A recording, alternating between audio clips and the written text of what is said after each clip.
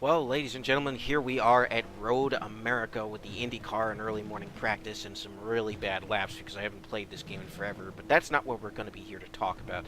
What I wanted to talk about today is the 2017 Formula One season and why I will no longer be watching. Now, I've watched 3 races this year. I've watched the Monaco GP, the Austrian GP, and the British GP. And all 3 of those races were terrible. They were boring, they were predictable, they were uninteresting, and they couldn't hold my attention. They just were bad. I didn't enjoy them. I tried so hard to bring myself to find some redeemable qualities about them, and I just couldn't because compared to other racing series, Formula One has had a problem over the years of being very predictable. Usually, whoever qualifies the best and gets off the grid first in that first position will usually be the one that wins. And that to me is boring, it's uninteresting, and it's really sad because I think Formula One has the potential to be better than it actually is right now, but the way that things are going with the DRS and with the V6s and all this different stuff, all the technology, it makes it so that the cars are, they're fast, but they just have this significant advantage over one another. And if you've got a team that's got everything really, really, really, really good, then there's no competition. I'll give you an example. Yesterday was the British GP, and the qualifier was Lewis Hamilton, and lo and behold, guess who the winner was? Lewis Hamilton, which I called straight off the grid because as soon as he started off, he was gone into the next dimension, and nobody could catch him. Was there stuff that happened in between? Sure. There was a wreck. There was at least one wreck, and then there was some passing. But aside from that, really it was Lewis Hamilton just doing victory laps around Silverstone the entire day. And I didn't care for that. Now, there were 2 races going on yesterday. There was there was technically more than 2 races, but at that time there were 2 races going on. There was the British GP, and then over on Fox Sports 1, there was the 6 Hours of Nürburgring FIA WEC, or World Endurance Championship. And I have to tell you that the WEC race was far more interesting than the Formula One race because there was so much going on. There was so much passing, there was accidents, there was lead changes, position changes, all sorts of things. It was just action non-stop, things going on. Whereas with Formula One, there really wasn't a whole lot going on. I mean, they barely focused on Hamilton because he was just so far ahead of everybody else. Both the Ferraris got knocked out, which was unfortunate, but, you know, that is what it is. And it felt like everybody was falling to pieces and Hamilton was just going in for the win. Now, before any of the Lewis Hamilton fans jump down my throat, because I know they will, they're just some of the most obnoxious fans in the history of motorsports. Just because I didn't like the race doesn't mean I don't care for Lewis Hamilton. Now, personally, I don't care for Lewis Hamilton as a driver. I don't care for Mercedes as a team. It's just not my cup of tea. I wasn't crazy about when Bottas won. I don't care for the team. That's just my personal opinion. But regardless of that, what I hated about the race the most was that it was a predictable outcome. There was no challenge to the leader. Not a single challenge to the leader. And that's not exclusive to F1. It happens in other motorsports as well. But F1 is the one where it seems to happen week in and week out. Or race in and race out. I don't think they race every week. I think it's like every other week. I don't know. I don't... The problem with F1 for me is living in the United States, I have to wake up at weird times in order to see it. I had to wake up at 6 o'clock yesterday in order to watch the race at 7:30 on CS or CNBC, which is a weird network for them to put it on. I don't know why they didn't just put it on NBC or NBC Sports, but hey, whatever. And it just wasn't for me, you know. I tried to get into it, but I found myself watching more of the WEC race than watching the Formula One race. And I kept tweeting out. I tweeted out the whole race. I was like, can somebody please do something to make this an actual competitive race? Like intentional wrecking or just something. But the cars are so spread out. Like there's not a field that's close. The cars are so freaking fast that they get so spread out, and then when you've got the leader who's just dominating, he's just gone. Like there's no catching him. There's nothing. You just have to hope that somebody wrecks out or that something happens to get the safety car on the field so they can sort of reset. That's that. And even when they did that, Hamilton was still gone into the next dimension. I ended up tweeting that twice, so that was pretty interesting. But that's been a problem with Formula One for a long time, and it's kept me from really staying interested. I thought this year would be different. I was hearing that this year was different, and I really didn't see a big difference this year. I didn't see many changes. I saw just a predictable outcome. I saw teams that didn't stand a chance during this race. Poor Fernando Alonso with McLaren and just all of their problems with Honda. It's just absolutely ridiculous how that whole thing panned out. And you had some problems with Renault and some problems with Red Bull. It seemed like everybody was having problems except for Mercedes in the British GP. So I don't really know what to say there, but it's just a frustrating thing for me because I'm the type of person that enjoys unpredictable, close racing. Or at the very least, a race where even if the person is dominating, it's still not certain what could happen. If the field resets, they might have to take a pit stop and get more fuel and tires. That's the one thing I didn't realize is that Formula One doesn't do refueling on their pit stops. I don't know if that's a relatively new thing or if that's always been the case. I'm not entirely sure, but that's a little bit different. And I know it makes the pit stops faster, and they just change the tires, but hey, whatever. So it's just been a frustrating experience for me because I want to like F1 again. I really want to. I want to enjoy it. I want to say, oh, guess what? So-and-so won this week, and then so-and-so won the next week. But it's unless your name is Ferrari, Mercedes, or Red Bull, what chance do you have? Seriously. And that's nothing new with Formula One. That's just how it's been the past couple of years. And it's been the one thing that has kept F1 from being my top racing series is because it's just there are teams that absolutely destroy the other teams, and that's not the type of racing that I personally enjoy. F1 is really about the tech, it's about the cars, it's about the drivers. It's not necessarily about good racing, and that's the frustrating part for me. Whereas if you flip over to IndyCar, you had the Honda Indy Grand Prix of Toronto, or just the Honda Indy Toronto. I don't think it was called the Grand Prix. That race was on later in the day. It was on at 5 o'clock in the afternoon. The winner was Joseph Newgarden, but he didn't start out in the win. He started out in third, and he made his way to first. There was no lead changes in the Formula One race, but there was in the IndyCar race, and there were several lead changes in the NASCAR race, the race at Loudon, New Hampshire. So that, to me, is just incredibly frustrating because you've got multiple series that have good passing, good wheel-to-wheel racing, good action, crashes, so on and so forth. People racing hard because they want to win. Yet in Formula One, they can race as hard as they want, and they do. They race hard. And yet, what does it amount to? You've got an entire field that nobody should care about. All anybody should care about is Mercedes, Red Bull, Ferrari, so on and so forth. Who cares about the rest? You know, there's no chance for anybody else to win. And that's, again, not exclusive to Formula One, but there is a much better chance of lower teams winning in the rest of these series than there are in Formula One. That's just how it is. Formula One pretty much has other teams just to fill out the field and make it look like an actual race, as far as I'm concerned.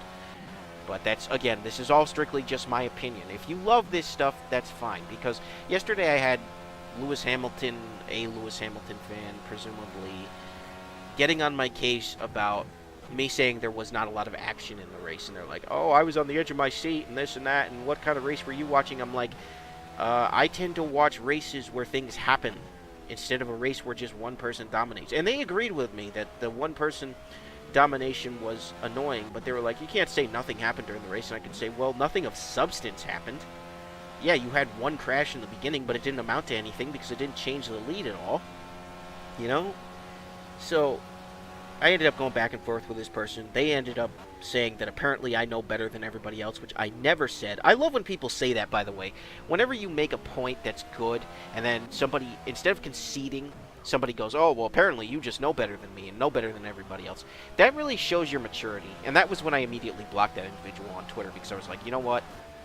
You know, you're not putting words in my mouth. That's not what I'm saying. I'm sharing what happens to be the opinion of a few other people. And I should have taken screenshots and posted where other people were saying the exact same thing that I was saying and worded differently and showed it to them. But it wasn't worth the time. It was just an immature individual, probably one of the immature Lewis Hamilton fans, the ones that just can't accept that not everybody likes to see somebody dominate 100% of the time. Whether that's Lewis Hamilton, Sebastian Vettel, Bottas, whoever. I mean, it doesn't matter. It's just, I don't like seeing that type of racing. You know, it's cool when somebody can dominate based on actually having to work for it, like work through the field, get up to the top, hold the top position. That's racing to me. But when somebody from the start finishes where they started, it doesn't feel like there was ever a competition. Do you understand that? It doesn't feel like there was ever a real race. Alright, the perfect example of one of the best races of the year was the Grand Prix of St. Petersburg. And that was an IndyCar race. It was a road course IndyCar race in St. Petersburg, Florida, at the beginning of the year, at the beginning of the IndyCar season. You had Sebastian Bourdais for Dale Coyne Racing, who is a lower team. He went from last to first and won the race. Tell me the last time this happened in this year's Formula One. Go ahead. I'll bet you can't. Because the people who start first in Formula One are usually the people who win. You can't come back from the back and win in the front. It's not possible in current Formula One. But that made the IndyCar race interesting because nobody could have predicted that that would have happened. And it made for an interesting race. Now, obviously, people are going to be disappointed because their driver didn't win. That's just the nature of the sport. But they can't say it was bad racing. You know, they just can't. They can't say it wasn't a good race because the outcome was so sporadic and so different. It wasn't just sitting there going, so-and-so is going to win based on their position. It was this person, through their skill and through their ability to maneuver through the field and through the course, managed to prove why they're a good driver. Instead of, I qualified first, so therefore I'm going to go first because I have the faster car and so on and so forth. You know, it's just frustrating. So needless to say, I am done with Formula One for 2017. I am absolutely done. I'm not going to wake up for any more of the Grand Prix. I'm just going to let it play out. I might read the highlights just to see if there's even a chance of anything interesting happening. But my main focus is going to be IndyCar, NASCAR, WEC, IMSA, maybe some WRC, although I haven't really kept up with that.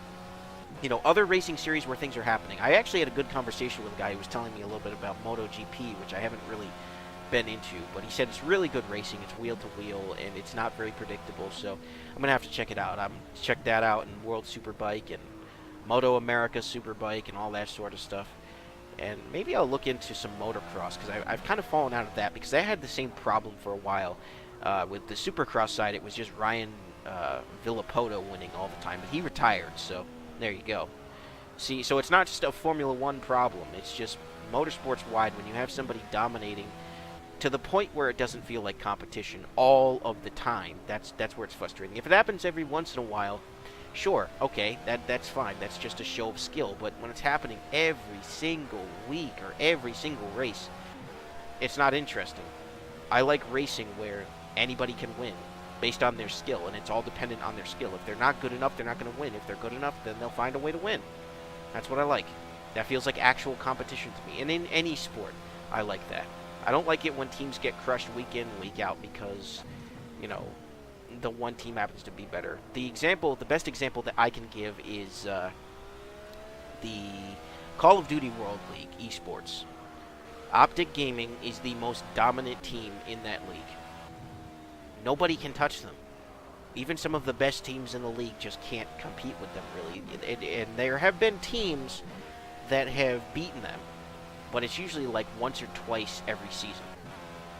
It's ridiculous. I don't enjoy it. I don't enjoy watching them play because they're just too good.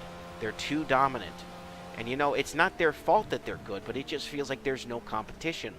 I'm not watching a competition. I'm watching a team absolutely obliterate the other and falling asleep in the process. And that's how I felt during the Formula One race. I felt like I was going to fall asleep. I don't know why I bothered even going back and forth between the WEC and Formula One. I really don't, because I guess in my mind I was thinking that if I go back and forth between the races, then maybe something will happen in Formula One, but nothing ever did. Every time I went to WEC, there was always something going on. There was always positions changing and things happening. There were accidents, there were cautions, you know, there was all sorts of stuff. And that's under the same governing body. That's under the FIA. So you have to wonder what's going on. Formula One is supposedly the best of the best, but yet their endurance series has better racing. Heck, Formula One in the feeder leagues like F2, F3, there's better racing than what's going on in Formula One. So I have to ask the question, what the heck is going on with Formula One? Why hasn't it been interesting, and why has it been this way for the past couple of years? You know, there's probably people who have that answer. If you have the answer down in the comment section below, or if you feel the way that I do, please share. If you don't, well, that's you. You like it. You don't have any problems with it. That's fine. But I know there are other people who feel this way, and I'd be interested to hear exactly why they feel this way, and if they're going to continue watching for this season and into next season. I don't know if I'll watch in 2018 or not. I might watch the first race and see where things go with whatever changes they make to the cars and the rules next year. Who knows? You can't read the future, so I'm not just going to outright say, oh, it's just going to be terrible, but I don't have much hope. I'll just go ahead and say that. I don't have much hope.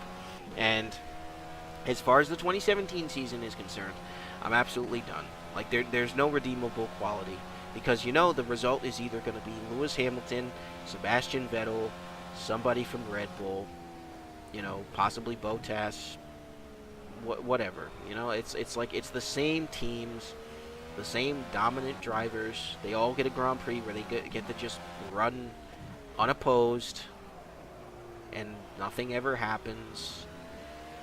You know, the only one that I can say for sure that had at least a little more in terms of carnage was Monaco, but that's just the nature of the track, because it's so narrow and it's so quick.